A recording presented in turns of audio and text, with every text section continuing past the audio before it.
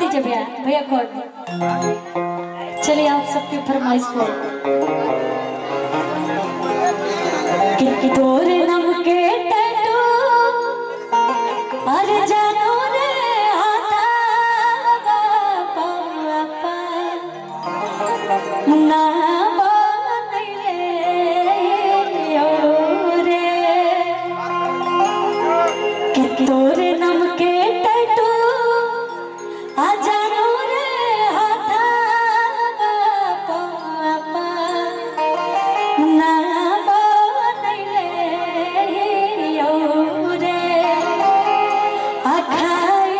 क्रिया जान रे कहियो दिला में बसैले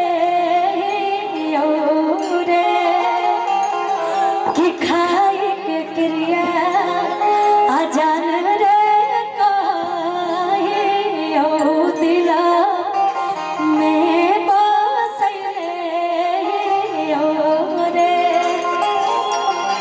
खुशी पहले हम लोग काव्या जी के यहाँ जाते थे, हेलो, तो ऐसे ही एक था के राजा के नाम रखे थे। काव्या, क्या तुम्हें आज भी वो पुराना जमाना याद आता है? क्या बिछड़ा दीवाना याद आता है? बहुत अच्छा। हाँ, और खुशी का क्या कहना है?